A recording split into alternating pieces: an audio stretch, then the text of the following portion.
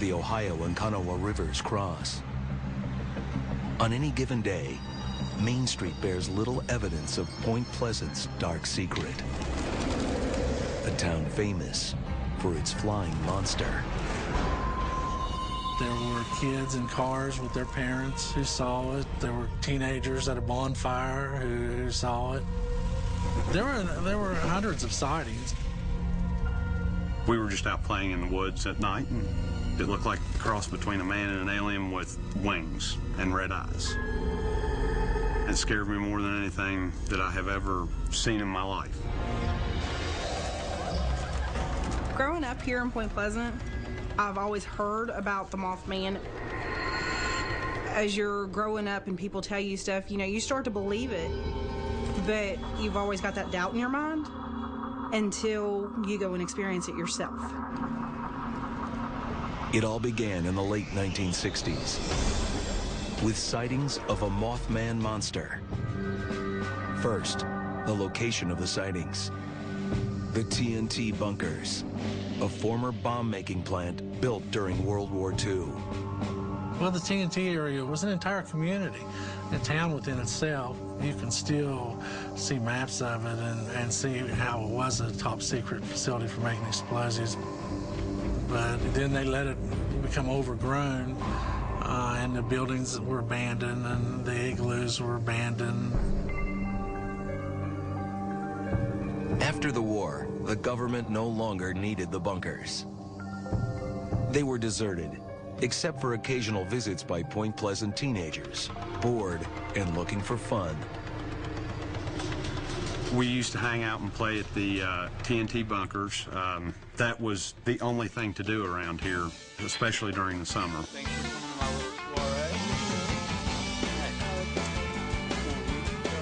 In the fall of 1967, high school kids sneaked off to the TNT bunkers for a good time.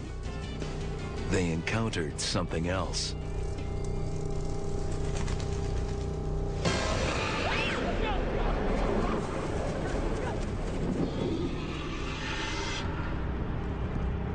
Rumors about a Mothman spread quickly through the town.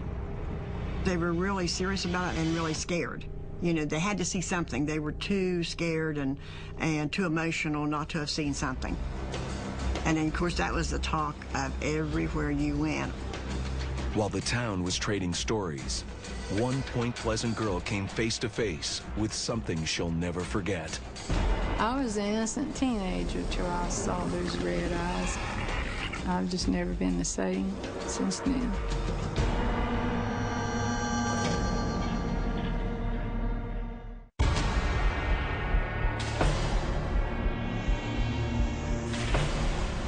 Point Pleasant, West Virginia. This small town of some 4,000 souls would be as ordinary as any Appalachian town, except for its monster. The legend began in the 1960s. The town was rife with rumors about a flying creature with glowing red eyes. I was about 13 or 14. We didn't hear anything about this so-called Mothman until the very day that the first eyewitness at school started telling it. Faye Laporte grew up in Point Pleasant, dirt poor and one of 14 kids. A family outing to check out the rumors at the TNT bunkers bonded them in a way they never expected. My brother took us to a movie, and after the movie, we went directly up there because he was going to go find it. He was going to go up there and catch that thing and prove that it was some guys in a costume. Myself, I wasn't worried about really seeing anything because I really didn't believe in it either. As they drove, the weather turned chilly.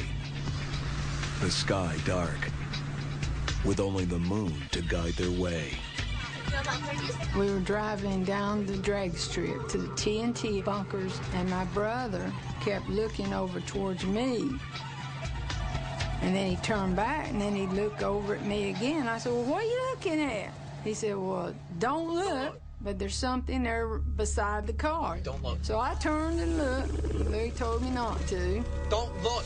And there it was, right beside the window, flying right beside the car. What is that? Get out of here! No! Everything was just haywire. We were scared. Then the car came to a screeching halt. That's when they met Mothman. And that thing jumped on the hood of the car and was just looking at me.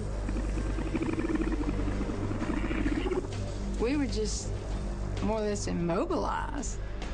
And the whole time, all you could focus on was its eyes, and they were just so red. It was just beyond any red you could ever find. But when it jumped up, that's when I saw it open up its wings just like an angel. They were that big. They looked like a bird's wings. And they just unfolded, and it just went over them bushes and into the night and was gone.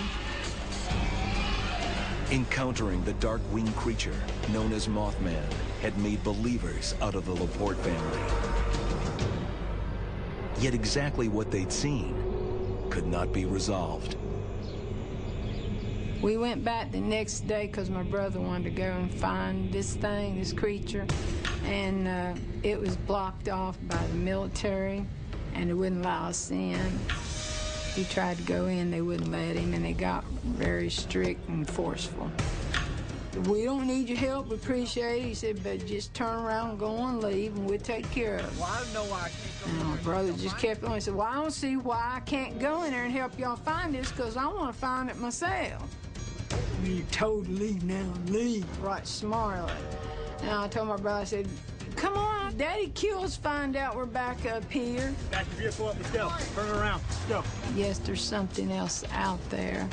And I thoroughly believe that the government covered it up. And within 2 weeks, they left and said they had it and they took care of it. And nobody needed to worry anymore.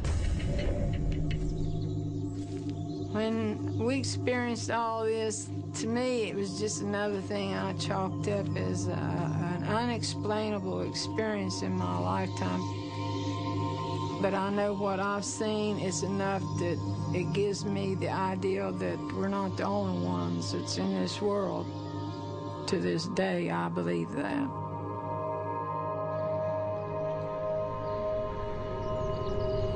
While the sightings of the Mothman started at the TNT bunkers, a few months later, he was seen on the Silver Bridge, a suspension trestle that links Point Pleasant to Ohio.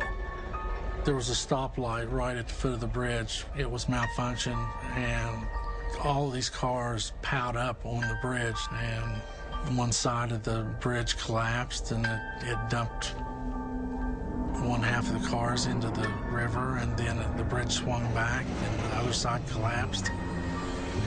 When the cars were floating in the river, the bridge fell on top of them and crushed them all.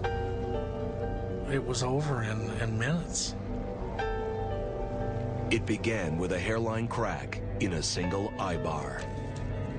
In the end, 46 people lost their lives. The worst bridge collapse in U.S. history. Friends and neighbors went down on that bridge. My little girl in my class, third grade class, went down on the bridge with her mother. I don't really discuss the Silver Bridge. My family was on there. Devastated, completely changed me.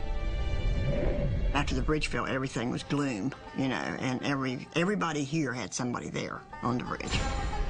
A lot of people say the Mothman was here to warn us about the bridge. He was seen on the bridge a few days before it fell, but like a good omen. So he was big and ugly, people wouldn't cross it. After the bridge collapsed, few wanted to talk about the Mothman. The subject disappeared, replaced with suspicions the town was cursed. I don't really know why everything is attracted to Point Pleasant, but Point Pleasant has had its share at times of a lot of bad things happening. I believe that there is something very odd about this area, about this place. I also believe that a lot of the people that come from here, there is a dark cloud over them, no matter where they go. I don't know about anywhere else, but I do know that the paranormal people love to come here. They never leave disappointed.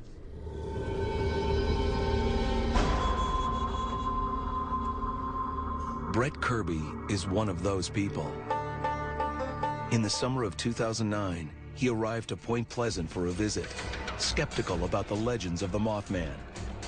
When he left, he was a believer. I can't explain what happened to me out there. It changed my life.